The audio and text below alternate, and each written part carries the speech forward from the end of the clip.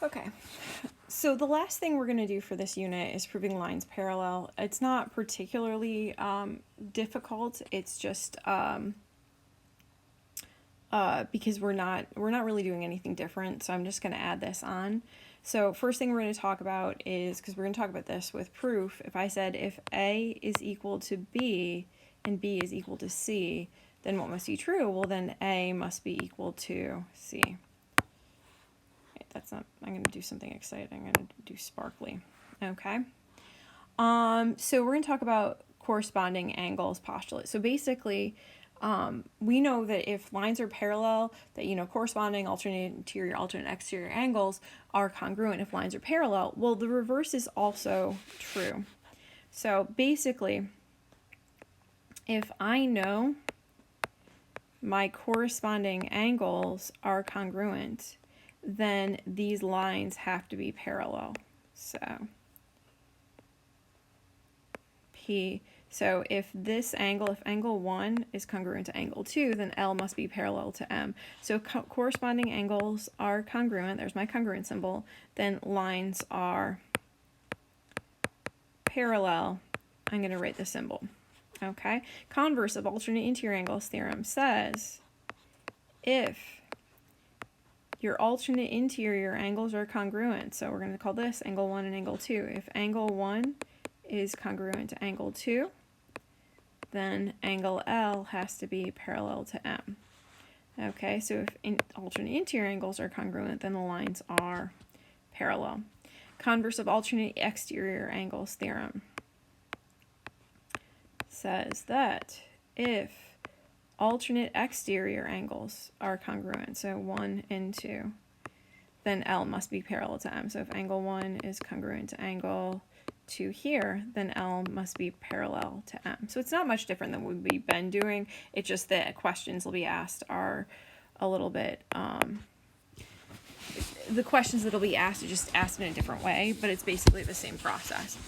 So, and if consecutive interior angles, now that's a little bit of a different relationship, and that's one of the things that you need to remember.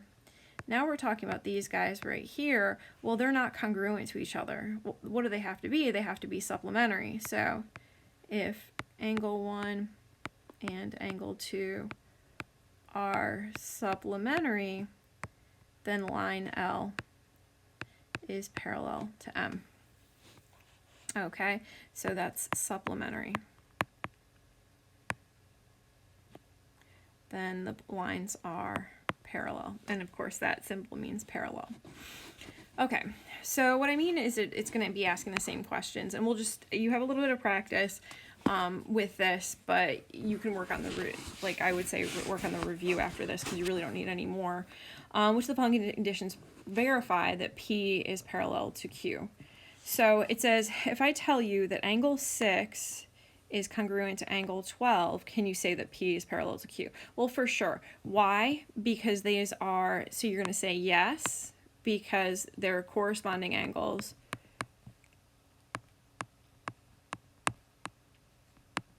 The corresponding angles are congruent. So that's for sure, yes. Okay, I'm going to stop using the sparkly pen. All right, now we say 8, so angle 8 and angle 16. Well, is that a special pair? Well, 8 and 16 are corresponding, or also, no, oof, geez Louise, my brain, if it wasn't screwed on. So 6 and 12, I misspoke. So, all right, and I'm not going to start this video over again. So 6 and 12, these are alternate interior angles. So you're going to say yes, because they are alternate interior angles are congruent. Then lines are parallel. Okay, so because they're alternate interior and they're congruent, then those lines have to be parallel. So again, the next thing is 8 and 16.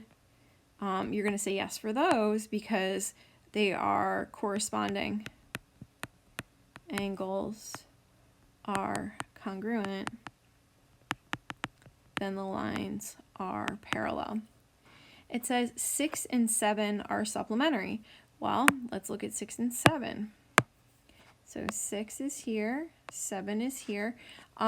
They are consecutive interior, and we know if consecutive interior angles are supplementary, so we'd say yes.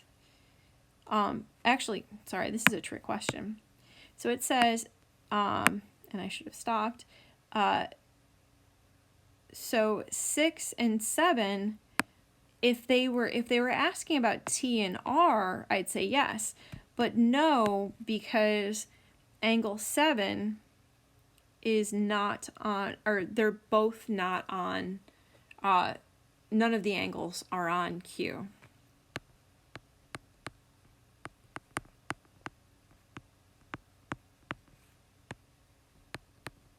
So it doesn't have one of those relationships. 6 and 7 being supplementary, and I tricked myself, would mean that R would be parallel to T. Okay, 7 and 10. So let's look. So we have 10 is here, and 7 is here. Well, 7 is on P, 10 is on Q. So they are consecutive interior angles on both of those lines. So I would say yes, because if consecutive interior angles are, and actually, you know what, we'll shorten this because you guys can do that. Yes, you're going to say yes by consecutive interior angles theorem. That just states if consecutive interior angles are congruent, then lines are parallel. Okay, sorry, just totally botching this today. All right, let's go to 2 and 4. So angle 2 and angle 4. Well, they're only on P, so we're going to say no, because none are on Q. Okay, 11 and 13. So 11 and 13, no, those are vertical, and vertical is not a way to prove lines are parallel because neither of them are on P. Okay, let's look at 1 and 15. Yes, those are alternate exterior. So yes, and you're going to say converse. Sorry, and I should have wrote converse here, but we'll get into that. Oh, geez Louise. Converse of alternate exterior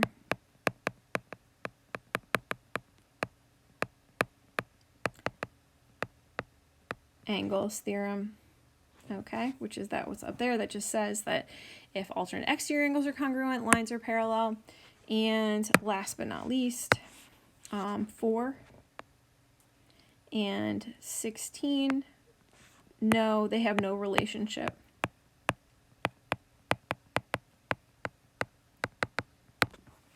Okay.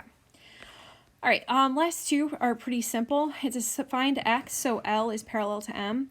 Well, if L, it's just saying that if L was parallel to M, then this angle and this angle would have to be congruent to each other because they're alternate exterior angles. So you just set it up. So it's going to be 4x minus 10 should be equal to 3x plus 10. Okay. I'm going to subtract 3x from each side.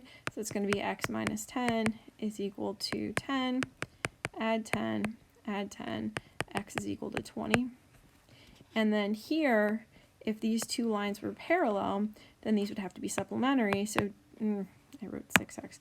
2x plus 6 plus 130 would have to be equal to 180. Okay. And so this is going to be 2x plus 136 is equal to 180. 2x is equal to 44 divided by 2. X is equal to 22. So that's how you do those. Just really simple and kind of straightforward.